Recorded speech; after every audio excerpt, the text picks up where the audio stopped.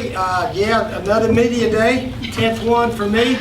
How many of you guys were here 10 years ago? Bunch of you? I was talking to Rick Henry out there, and I said our guys look pretty good in their uniforms compared to 9, 10 years ago. But that's true all over the country. Players are getting bigger, stronger, faster all over the country with nutrition, the off-season workout programs, all of that. Just bigger, faster, stronger teams everywhere. Hopefully our guys will play like that as we go into the season. But as I said earlier, the summer, Joe Connolly and his strength staff have done a super job. I really believe our guys are in tip-top shape and ready for the long season, and we try to improve our conditioning as the season goes along also. We got good leadership, we think. I was noticing out there we got a really good mixture between the older players and younger players.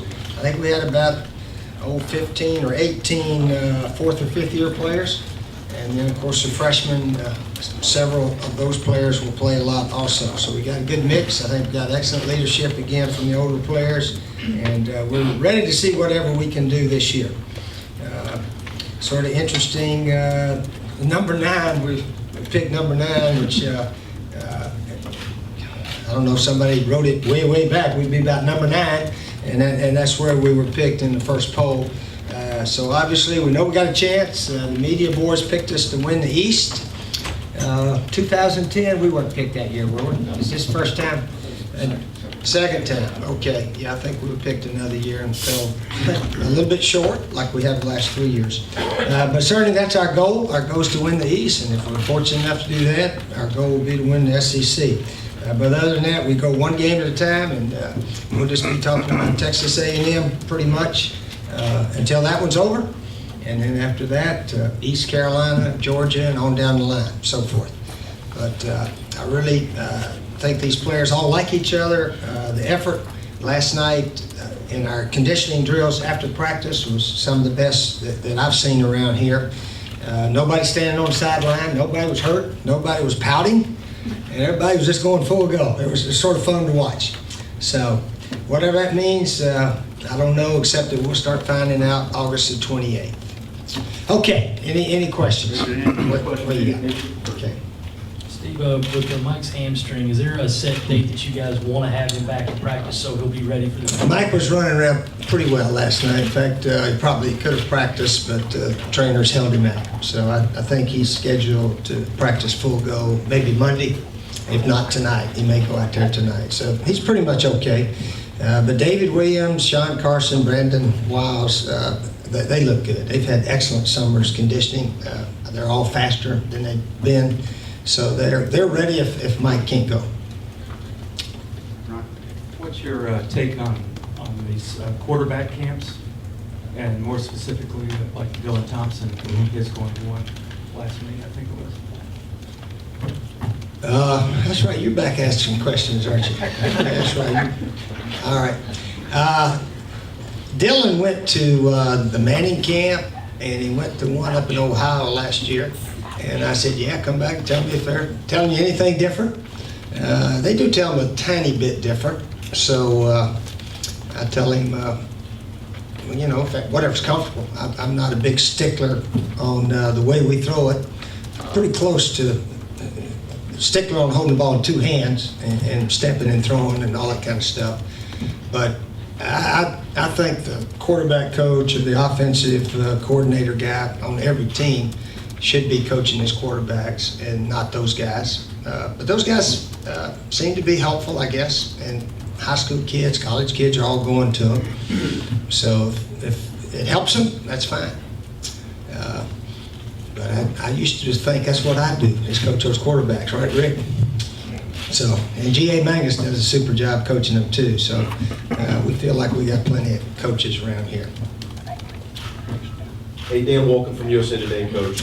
Reflecting a little bit on your 10th year, this is now 2 10-year runs at 2 different schools. What does that mean to you? And also, you know, unless you're planning on leaving anytime soon, you're going to coach more games here than you did at Florida. Would you have ever? Well, possibly. We don't know the future. Well, nobody's know the future. Hopefully. Would Yeah, you, hopefully. Would you have ever thought that that was possible when you started here? Well, yeah, I thought it was possible to do 8 to 10. Yeah, I did, certainly. And I told everybody that's what I wanted to do. And I sort of told everybody I'm not here for 2 or 3 years and try to find one of those jobs that maybe has more advantages than this one used to have. Now this one has the advantages. It's clear now with the facility upgrades and our track record, we have turned into a school with some advantages. And it started, I think, with the boosters. Eric Hyman finding the boosters and giving the money to build our facilities to a level as good as anybody. And then now we got to go recruit best players in our state. Stephon Gilmore, then Lattimore, Clowney, Alshon Jeffrey, and all those guys. So it's been it took a few years to sort of get where we are. But that doesn't mean we've got it made, that's for sure. We could fall flat on our face this year if we don't watch it. But I really think this is a team that will prepare to play the best they can each year. So I do think we're a school with advantages now. We graduate our players, they stay out of trouble, and we win. That's what we all try to do, and we send them to the NFL. So we have a track record for all that. Steve, after 2 practices, have you been able to identify some of the freshmen that definitely can help you out this season? Both of those 2 freshman DBs, it didn't take them long, Chris Lamons and Wesley Green, to show that they can play. Al Harris Jr., another freshman, those 3 are out there, and they're competing at a high level with all the other players. I looked out there last night, I think one of them's already on the first team defense, so, and then cleared Bryson Williams to get back at safety. Certainly those players as freshmen can help us. This Debo Samuels is going to really be a good player. Shaq Davidson is injured a little bit right now, but he's close to being back. Other than that, we'll sort of let all the guys earn their way as they go. But it's a good-looking bunch of freshman guys. I've seen Northwood. The linebacker looks pretty good, too. Bryson Allen Williams, named after our stadium here, I think. Bryson Allen Williams, that's his name. You have to put the Bryson first there and go. But, yeah, he looks good, too. Number 4 out there. Yeah. I've seen Northwood out running around catching balls first couple of Yes, practices. sir. Is it position change in the future, or is he going to stay a quarterback? Brendan Nosevich is a thick kid. He had the fastest shuttle, which means 5 yards back, 10 back, 15 back, and so forth on the team last year. And I don't know if he was top this year. He was close to the top. He's an athlete. He can run with it. He can catch. He's got good, thick hands. And so we got to find a way to utilize his talents. And if it's tight end or slot receiver or wildcat quarterback, he's very capable. His passing has not been quite as good as the other guys, but he's a good athlete that we're trying to find a way he can help our team. Yeah. Shaq Rowland came in pretty highly touted. He didn't make an immediate impact, but what have you seen of his progress, his maturation? Oh, Shaq's doing well. He's doing very well. Demir Bird, 2 fast players that are ready to go. Shamir Jeffrey has had a good summer also. Yeah, we got a lot of players out there. It's going to be interesting. Jarrell Adams at tight end. We got to get more balls going to him. He's a talent that is faster than he's ever been because of the conditioning and so forth. So I know everybody's got all kind of talent this time of year, but it'll work its way out when you start playing the games. Those receivers that get open and catch a lot of passes, they get a lot of balls coming their way. Took Alshon about 5 games, and he figured out what was going on.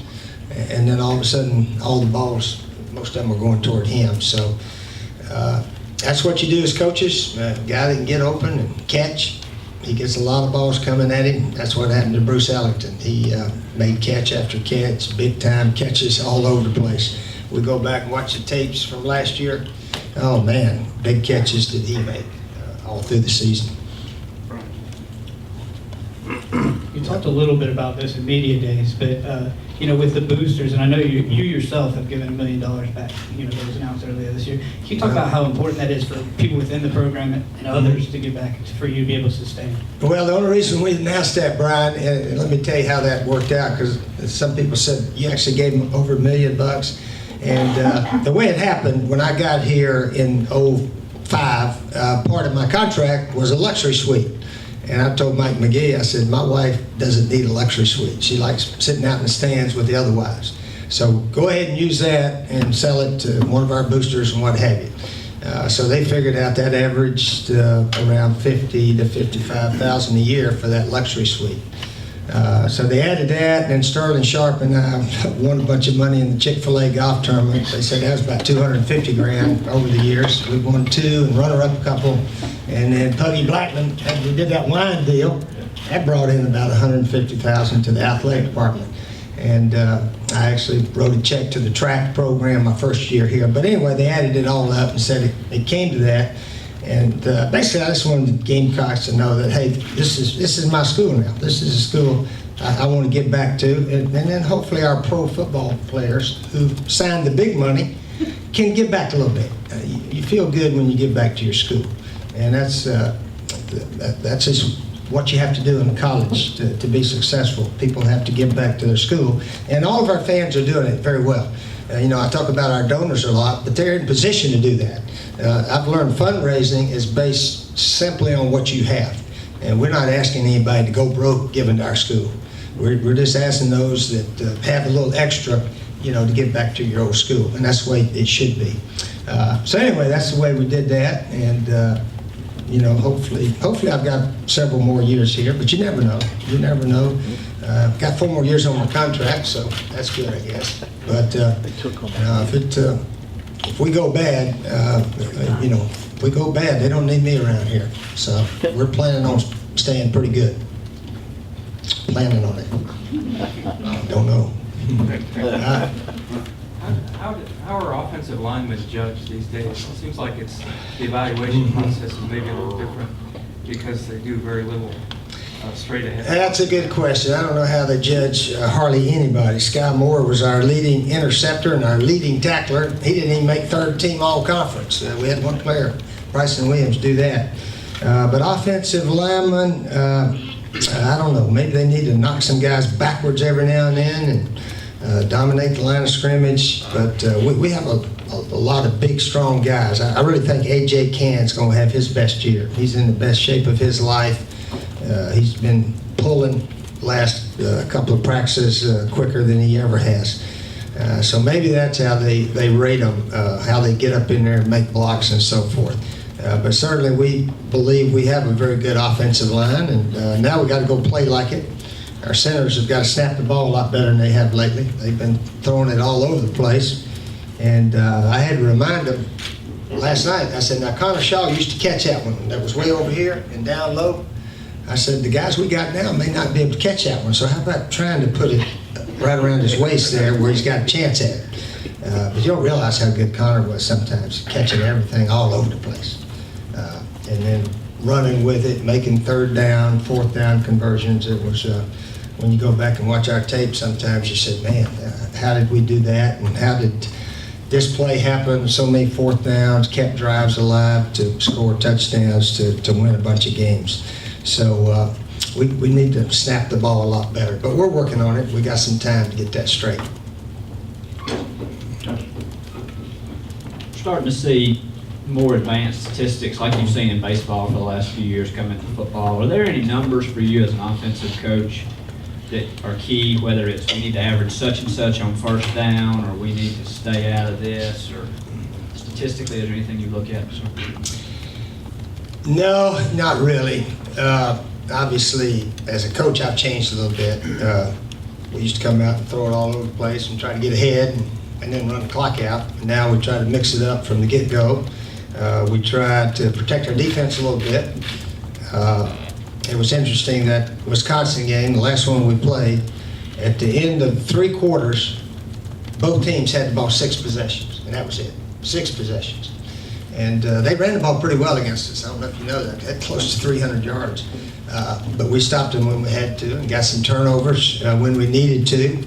And the possessions and all that, it protects your defense a little bit.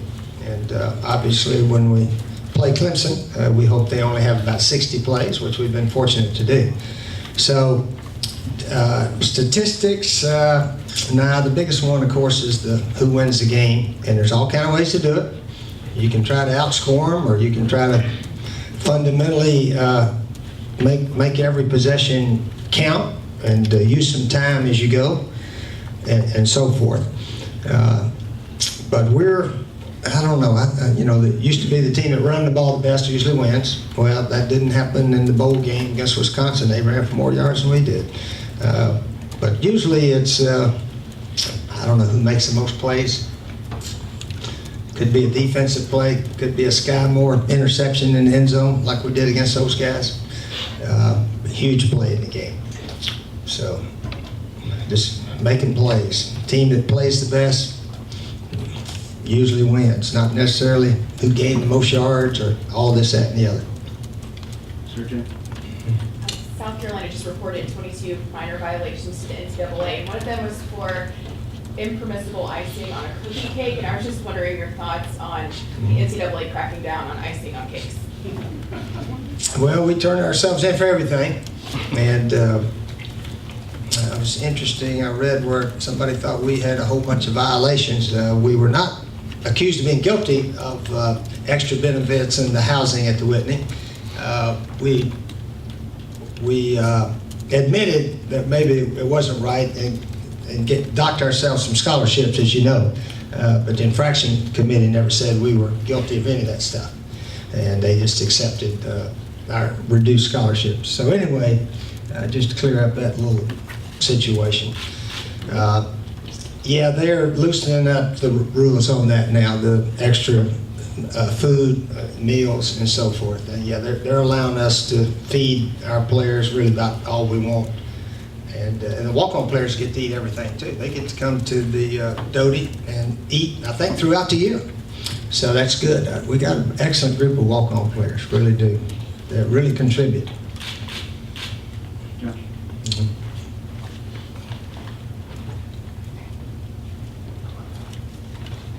I'm thinking specifically of running backs, but does the brutality of the game, how much has it changed since you played and since you started coaching, just in terms of the physical, how hard these guys hit each other? I think the game's a lot safer, and the new rules I 100% agree with. Helmet to helmet. When J.J. Marcus hit that kid at Tennessee, and the ref came over and said, "Coach, he hit him head to head." And they showed the replay, and I said, "You're right, he hit him head to head. He's out. He's out of the game." And no question. So that's helped. That rule has helped. And our players have learned you don't have to hit them in the head. And hopefully we don't get hit in the head. So that has helped. And, the below-the-waist blocking and all that kind of stuff and protecting the quarterbacks, the game is a lot safer than it used to be. Gosh, back when I played, they allowed the rushers to hit the quarterback within one Mississippi, I think they used to say. After one Mississippi, you can't hit him. I don't know what the rule was, but they very seldom ever called it up in the passer back when I played. But anyway, they do call it now, and they protect the guys. So I really believe it is a lot safer game. Now, players are bigger, stronger, and faster, and they're running into each other harder. But if they do it sort of in a safe way, I think it's okay. What's happening, we're trying to eliminate the low blows now. And they put a new rule this year that you can't hit the quarterback below the knees.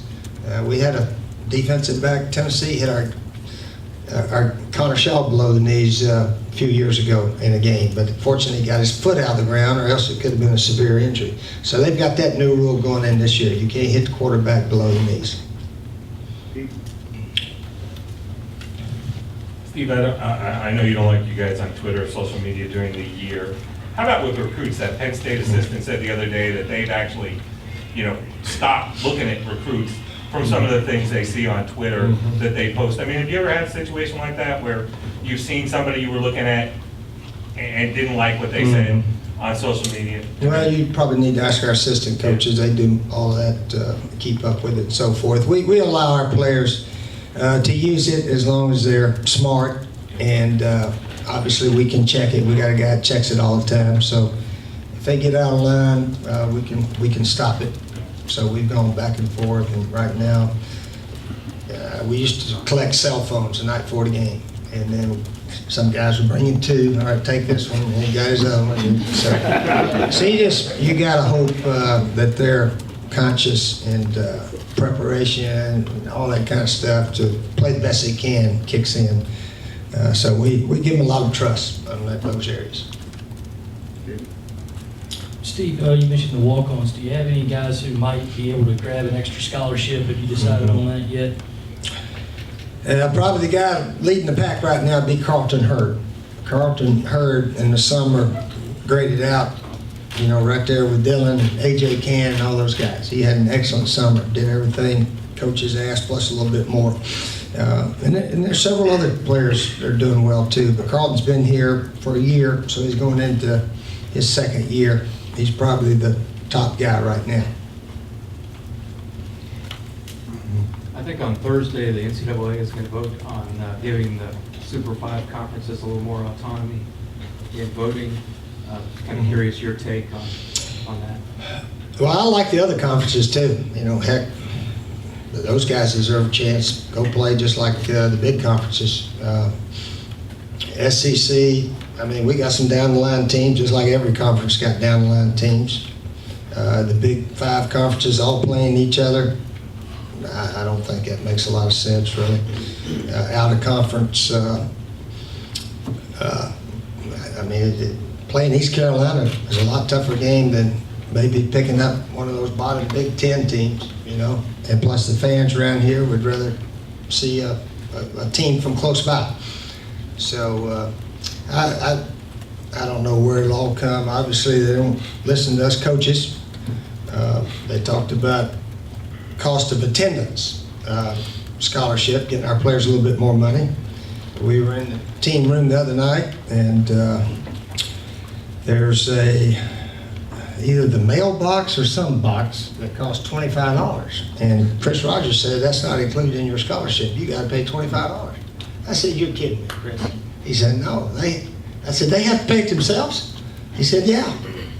They all have to pay $25 for mailbox or something. I don't know what it was. And I said, gee, at Christmas. So that's what they're talking about, getting some extra kind of money to these players. These players don't have much now. They don't come from lavish backgrounds. Most of them, a few of them may have a little bit.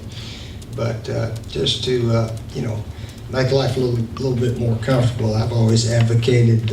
My last advocation, by the way, was $200 every game to the parents of 75 players and $200 to every player, 75 players. And the coaches, we just have to say, here's our 75 for this week. And not 120 or 115, but that's not going to happen. But I just think that's not a lot of money for these guys and their parents paying hotels, meals, and all that. And they don't. A lot of them don't have very much. So, as much as coming in, I would hope someday that we could help out parents and the players a little bit.